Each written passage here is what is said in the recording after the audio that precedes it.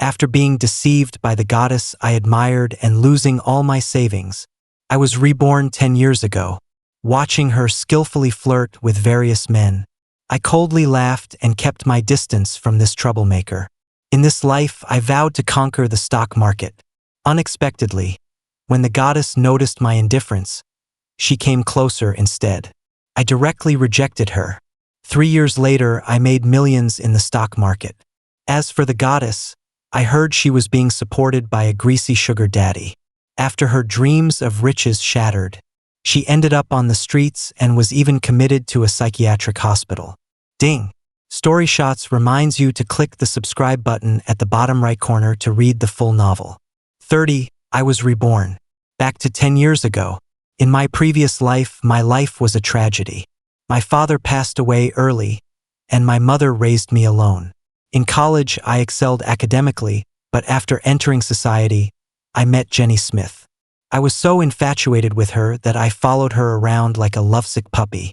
After saving a bit of money, she deceived me by claiming she needed it for stock investments, taking all my savings. Just when I was at my wit's end, my mother suffered a heart attack. I ran around trying to raise money but still couldn't afford the high surgical fees. In the end, she passed away with regret. In despair, I chose to end my life.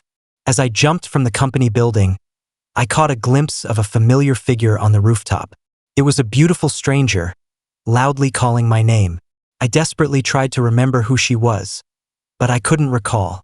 Then, darkness enveloped me. I don't know how long it had been, but when I suddenly opened my eyes, I found myself back 10 years ago. At that time, I was still working at a securities company. I looked around in shock. The familiar office environment made my heart race. I have been reborn? My gaze fell on a woman not far away. It was Jenny Smith, my former goddess. At that moment, she was leaning against the tea room doorway, her makeup exquisite, dressed in a tight professional outfit that revealed large patches of her fair skin. She was flirting with several male colleagues, occasionally letting out deliberately delicate laughter. Seeing this scene made me feel nauseous. In my previous life, I regarded her as a perfect goddess. Now I realized she was just a white lotus skilled at seducing men. Thinking about how I had given everything for her, even sacrificing my future and causing my family's demise, I felt like slapping myself twice. I shook my head and walked toward my workstation with my colleague Freddie Wilson. Just as I sat down, I overheard Jenny talking to an intern. "Hey, little sister, want to accompany me to a gathering tonight? You might meet some big bosses," Jenny said with a smile, her eyes glinting with cunning. The intern looked very young, head down, appearing anxious. I have something to do tonight. What could be more important than finding a sugar daddy?" Jenny squinted her eyes. "If you offend me, it will be difficult for you to stay in this company." Hearing this blatant threat, I could no longer hold back. I stood up and walked over decisively. "Jenny, how long are you going to keep this up? All you do is play these games. No wonder you're still just a small employee." Jenny clearly didn't expect me, a lovesick puppy, to intervene suddenly. She was stunned for a moment before reacting. "Mark Johnson, what does it have to do with you? You're just my lackey. Why are you acting crazy here?" I sneered. "Do you think just because you've been around a little longer you've become a boss? Acting all high and mighty. Do you think you're in a drama?" After I berated her, Jenny's face instantly turned pale. Gritting her teeth, she said, "Mark, don't go too far. Do you believe I can make it so you can't stay in the company?" "Just you," I scoffed. "Who do you think you are?" My words struck Jenny like a slap in the face. She widened her eyes, unable to believe that I, who used to obey her every command, would speak to her like this. Perhaps I had embarrassed her too much. Jenny actually started to cry silently. At that moment, a few female colleagues who usually fawned over Jenny gathered around. One sharp-tongued woman pointed at me, scolding, "Mark, what's wrong with you? You dare to talk to Jenny like that even though you like her?" Another woman, as thin as a bamboo pole, chimed in, "Exactly, you're a man. How can you bully a female colleague like this? Shameless. Trash." Beast. I swept my gaze over this group of people, finding it laughable. In my previous life, I was always helpless against such unreasonable behavior. But this time, having gained experience, I wouldn't back down. Just as I was about to speak, a tall figure stepped in front of me. It was Neil Clark, the group leader of our department and one of Jenny's many pursuers. No, I should say he was also a lovesick puppy. Mark, what are you going crazy about? How dare you speak to Jenny like that? Neil's eyes glinted with menace. If it were in my previous life, I might have cowered. But now I just coldly stared at him, my right leg tensing slightly. If he dared to make a move, I wouldn't mind giving him a lesson he wouldn't forget. He would know the pain of a severe blow to his lower body. Just as the tension was thickening, my colleague Freddie Wilson appeared just in time to pull us apart. Everyone calm down. Don't cause trouble in the company. It will be a problem for everyone. Neil shot me a vicious glare and let go. He turned to Jenny and said, Jenny, don't be sad. I'll definitely help you get back at him later. Jenny Smith wiped her tears, putting on a pitiful expression. No need, he's probably just under too much work pressure. She said this with feigned generosity, but a hint of resentment flickered in her eyes. I watched coldly, finding it simply ridiculous. I couldn't believe that such a contrived performance could have once captivated me in a past life. I cursed my previous taste once again. Yet Neil Clark remained oblivious. His eyes filled with admiration at this level of acting. With the arrival of the department manager, the chaotic scene finally settled down. I was about to return to my workstation when someone gently tugged at the corner of my clothes. Turning around, I saw the intern who had just been threatened by Jenny. She looked up, revealing a pair of bright eyes, and softly said, "Thank you." Only then did I get a clear look at her, and I couldn't help but stare in surprise.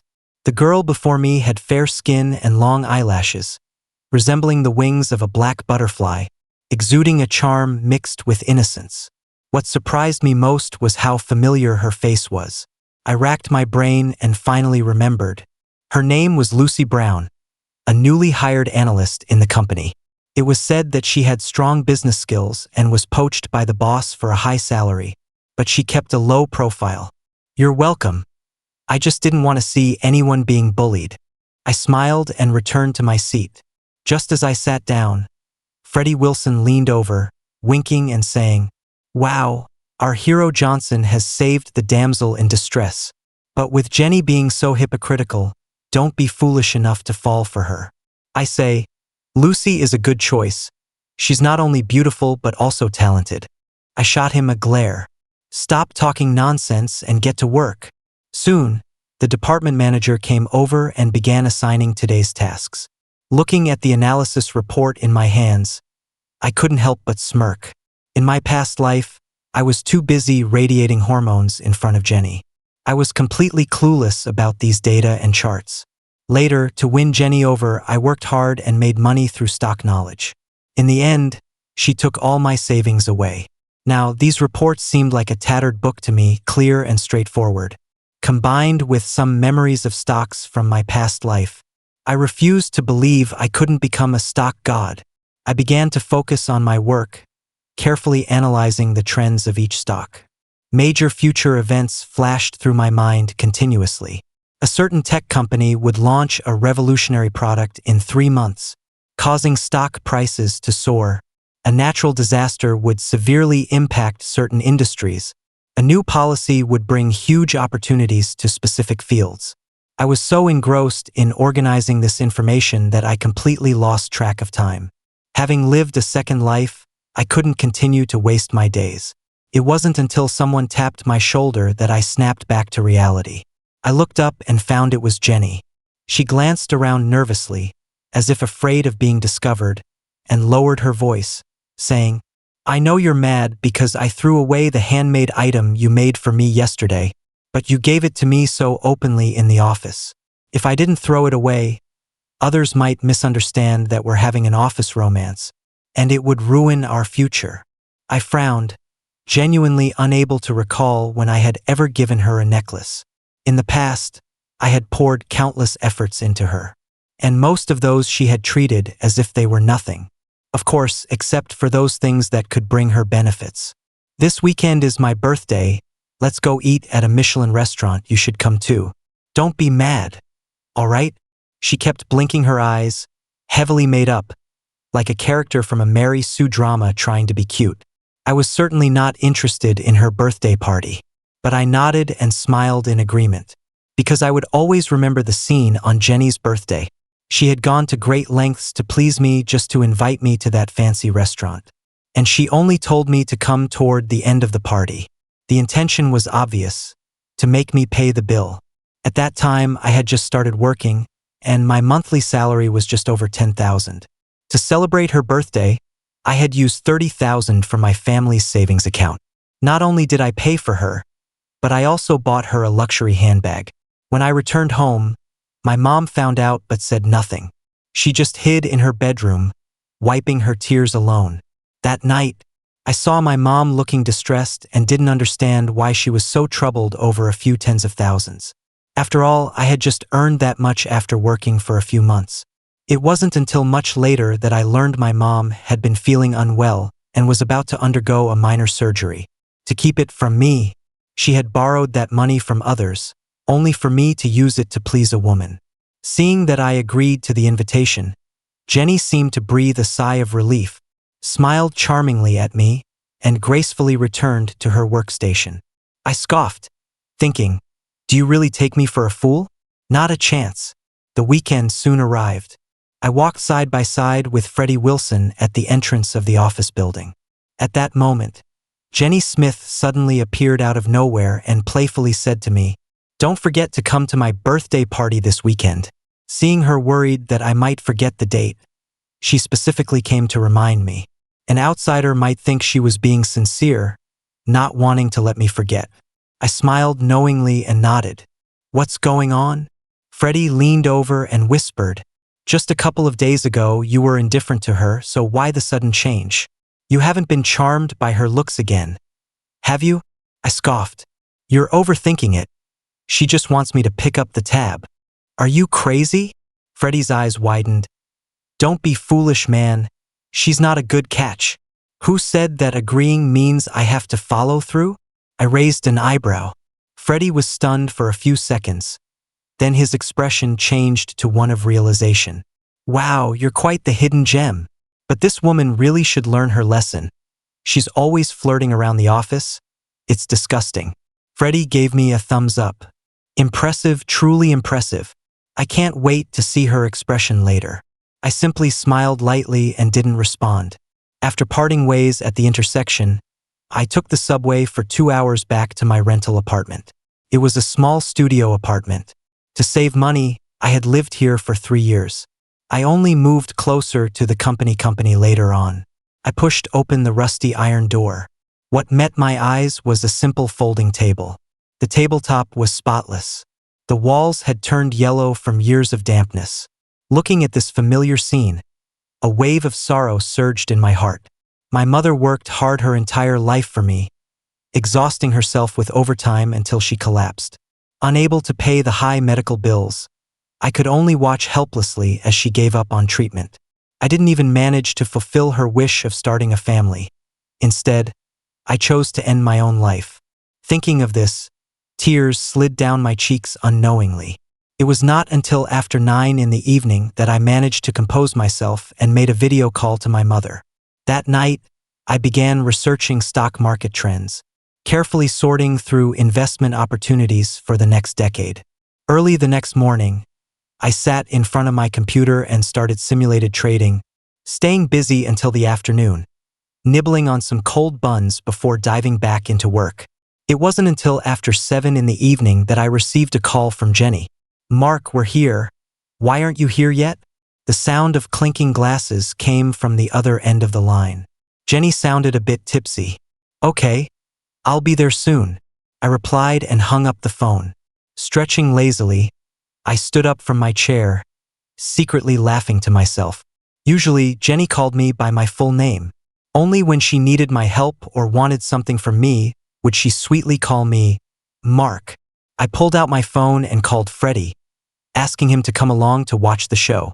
He was particularly excited upon hearing this and said he would drive over to pick me up right away.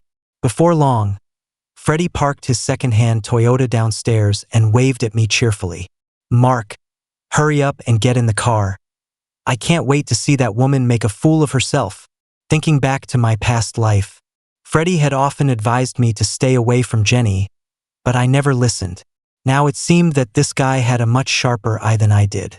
Once in the car, Freddie sped toward the Michelin restaurant.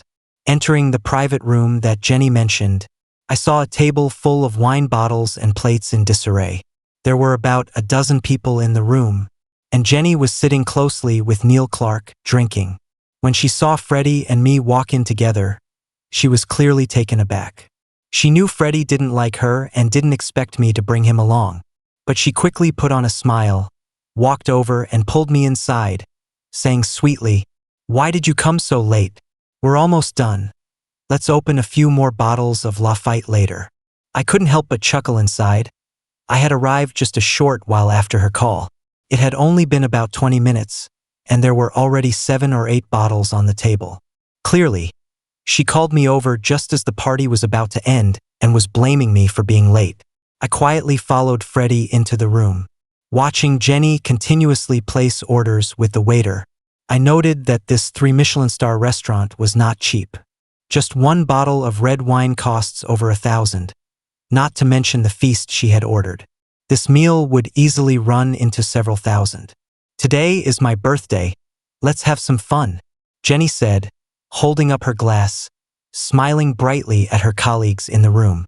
Her generous demeanor immediately earned her a round of compliments. I raised my glass in agreement as well, but inside, I was coldly laughing. Her actions clearly showed she expected me to pay. Little did she know, the more generous she acted, the more embarrassing it would be for her later. "Mark, you came so late. You didn't prepare a special gift for me, did you?" Jenny walked over gracefully, linking her arm with mine. The strong scent of her perfume hit me, and her ample chest brushed against me subtly. If this were the past, I would have been utterly captivated. But at this moment, I felt nothing but indifference. In my previous life, I spent an entire month folding 99 roses for her birthday. In the end, as soon as the party ended, she tossed the flowers into the messy scene. "Don't rush," I whispered mysteriously in her ear. "Wait until it's over, and I'll give you a surprise." Jenny Smith's eyes lit up at my words. "Oh my, I knew you understood my feelings the best. It wouldn't be that necklace I've had my eye on for so long, would it?" I couldn't help but chuckle to myself. At 9 o'clock in the evening, after a few rounds of drinks, I glanced at my watch, knowing the restaurant was about to close. I subtly signaled to Freddie Wilson, then got up and walked toward the restroom. After leaving the private room, I went straight downstairs and found a spot nearby to sit down. Sure enough, within 5 minutes, my phone rang. It was Jenny Smith calling. I scoffed and hung up directly. Jenny obviously didn't give up, calling me 7 or 8 times in a row. I decided to turn off my phone and leisurely sipped my coffee. Half an hour later, I saw a group of people coming out of the restaurant from a distance. Jenny's face was pale, and she was whispering heatedly with Neil Clark. Everyone else was looking at them with strange expressions. Only Freddie was laughing like a 200-pound child. Seeing this scene, I felt extremely pleased. However, I reminded myself to focus on making money and not waste time on such boring revenge. As soon as I returned to my rental apartment, Freddie's call came in. This guy was happily describing what had just happened. When the waiter brought the bill, Jenny was frantically searching for me. After trying to call me several times with no answer, she was almost in tears. Everyone was quietly watching her, and the waiter even showed an impatient expression.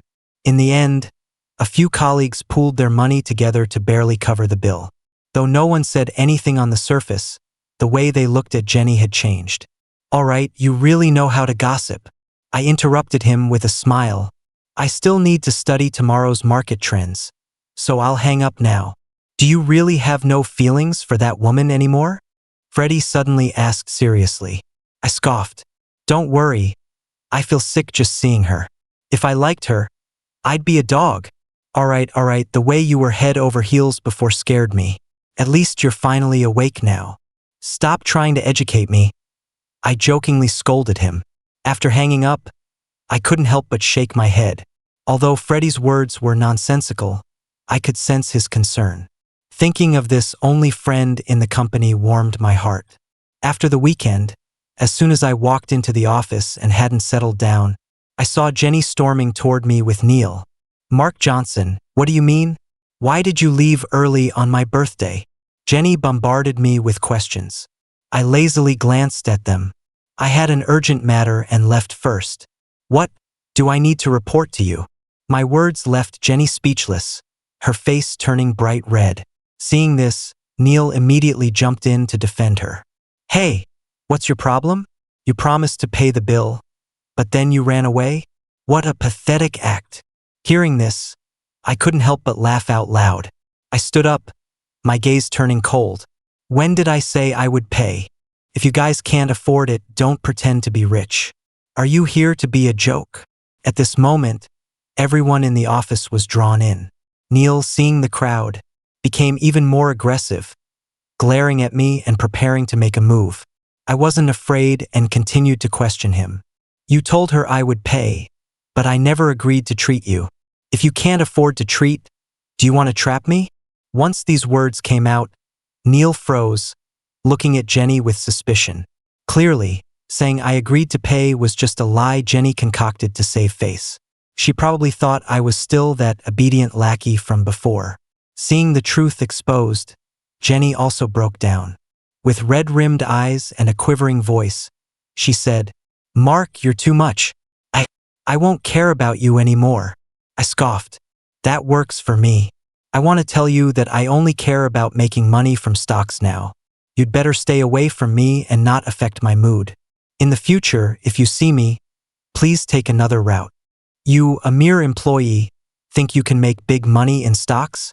Aren't you just hoping to hit the jackpot in an underground casino?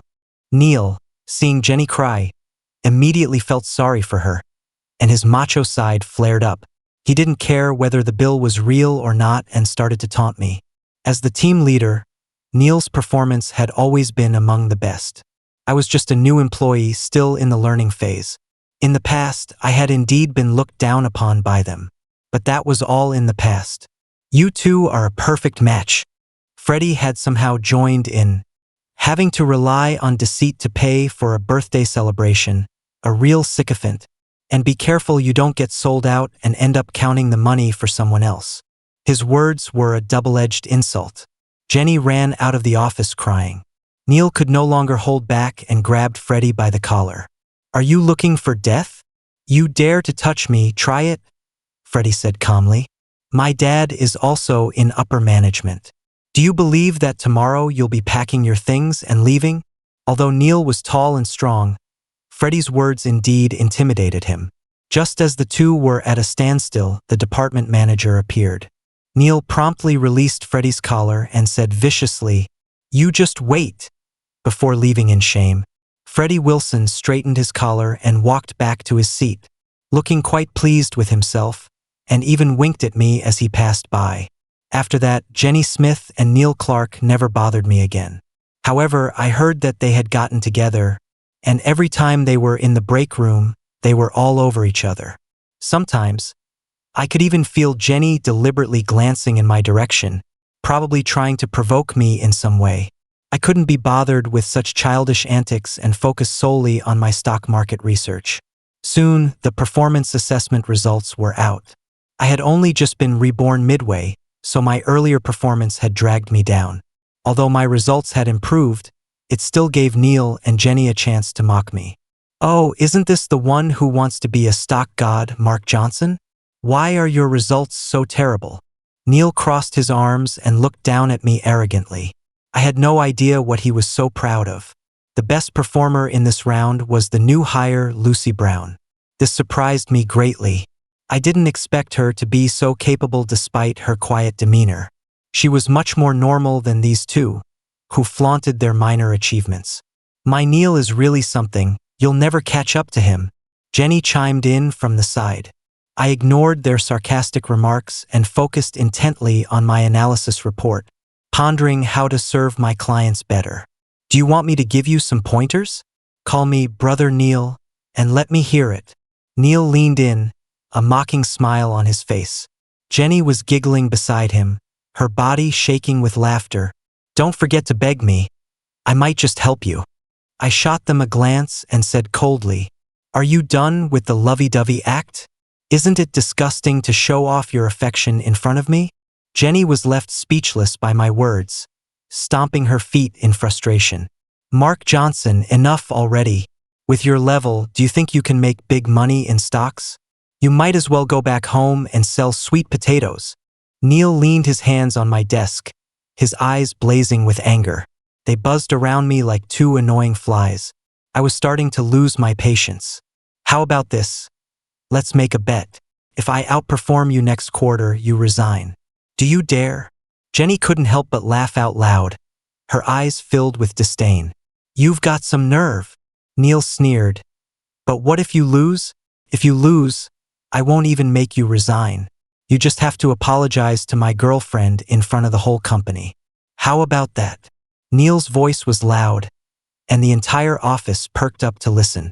Upon hearing our bet, people started whispering among themselves. Most thought I was foolish.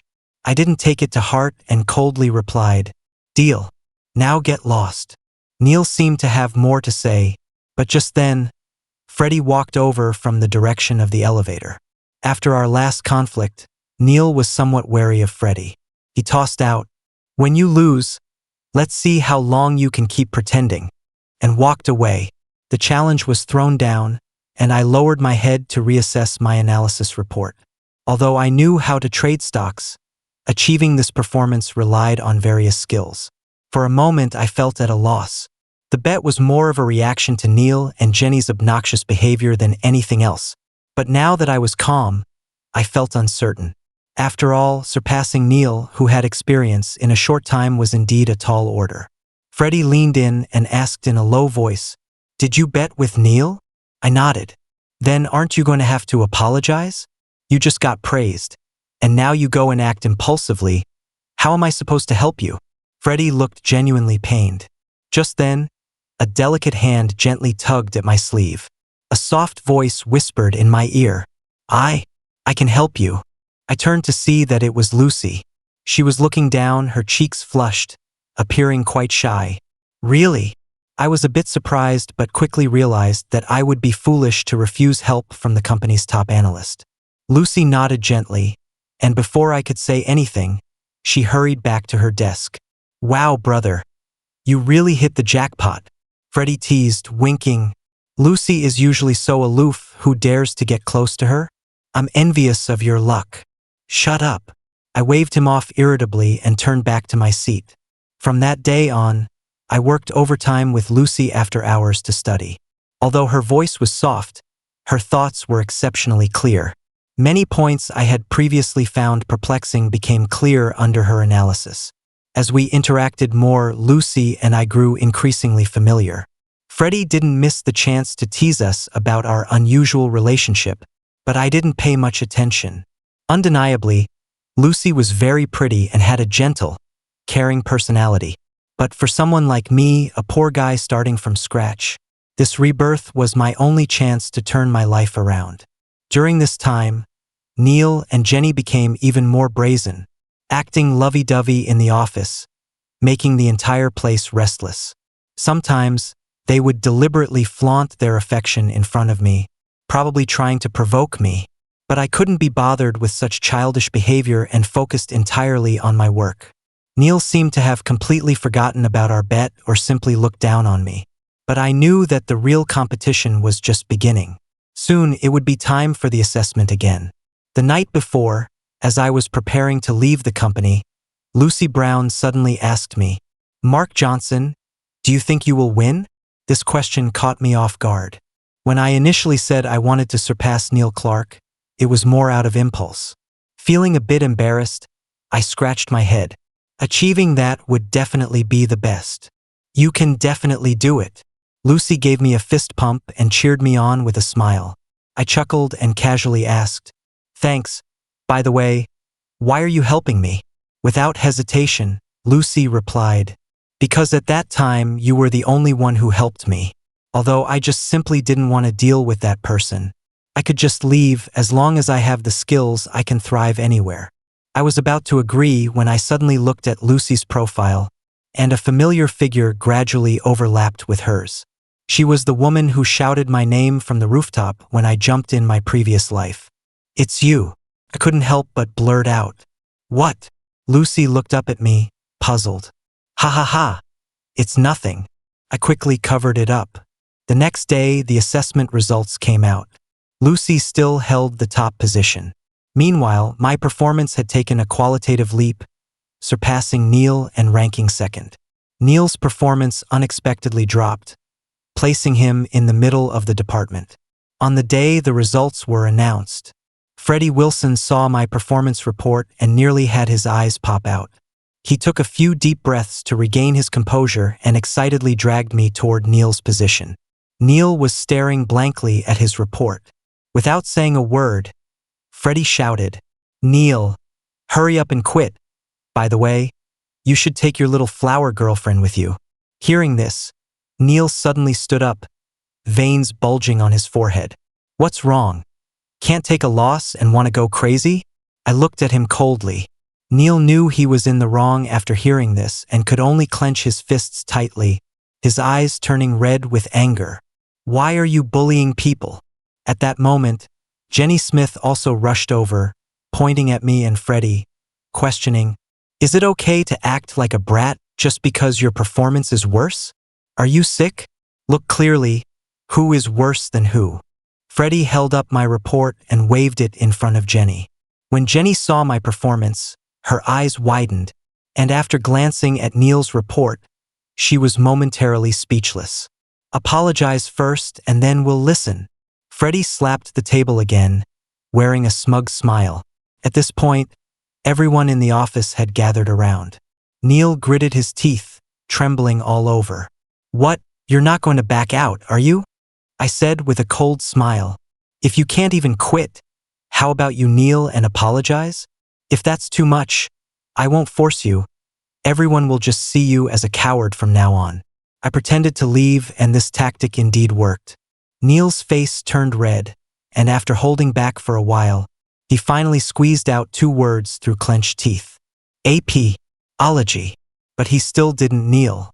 No rush. In a society governed by law, I couldn't force him. As long as this bet could embarrass him, that was enough. Later, perhaps I wouldn't even need to intervene. He might even quit out of embarrassment. I turned around and smiled as I patted his shoulder. I'll let you off this time. Remember to take a detour when you see me in the future. By the way, I showed him my recent stock gains, which were about 100,000. Neil and Jenny's faces immediately darkened. After that, I put my arm around Freddie's shoulder and laughed as we left the crowd. Impossible! I heard Jenny's hysterical shout behind me. You definitely took the back door. I didn't have time to respond before someone in the office spoke up. If you can't take a loss, then don't play backdoor. The company's performance system is monitored in real time. If you have evidence, go find the boss. This statement immediately garnered a chorus of agreement. Jenny was actually well-liked in the company, but the previous birthday incident had already made quite a few people dislike her.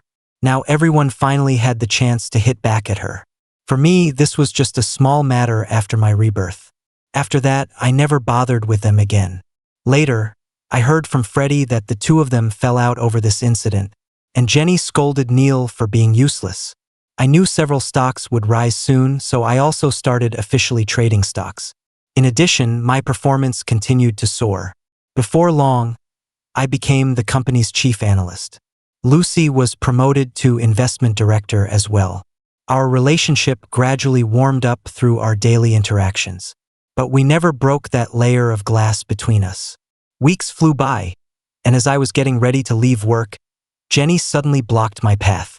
I frowned at her while she kept glancing at Lucy, seemingly wanting to talk to me alone. I said impatiently, "Just say it, what is it?" Upon hearing this, Jenny's eyes suddenly glistened with tears. She stammered for a while before finally whispering, Can you guide me on stock trading? Hearing this, I couldn't help but laugh. She had always been unprofessional, flirting with male colleagues in the company, and had made no progress in her abilities. Now the company is about to lay off employees, and she is starting to panic. I can be your girlfriend. Jenny Smith saw that I wasn't speaking and reached out to pull me. At that moment, I felt Lucy Brown gently tap my back from behind. I felt warmth in my heart, and a smile involuntarily appeared on my face. Jenny saw this and thought it was her words that had an effect. But I shook off her hand and said coldly, I don't have time to deal with you. Besides, do you think you're worthy of me? After saying that, I took Lucy's hand and left. Behind us, I heard Jenny's heartbreaking cries, but I couldn't be bothered to look back. Are you really not going to pay any attention to her?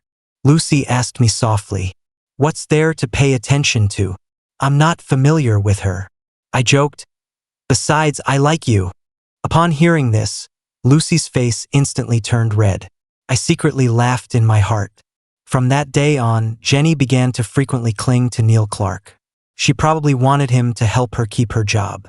But Neil seemed to have seen through her true nature and ignored her. Of course, it wasn't long before, due to Jenny's relentless pursuit, they both ended up leaving the company. 2 years later, I became the youngest partner in the company and made several $100,000 through stock trading.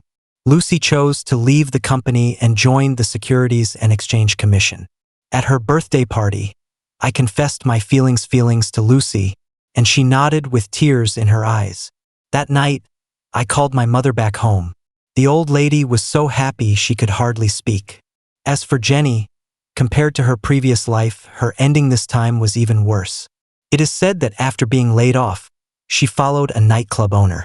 But not long after, she was discarded when he got tired of her, and she ended up pregnant. She thought she could rely on this child to enter a wealthy family, but instead, she was confronted and beaten by the legal wife. After her miscarriage, she became mentally unstable and was admitted to a psychiatric hospital. What a sad and ridiculous life. Looking at the bustling city before me, I couldn't help but feel a surge of emotions. Having lived again, I finally took control of my own destiny. Those who had harmed me received their just desserts, and those who treated me sincerely, I would cherish even more. This time, I want to live a different life.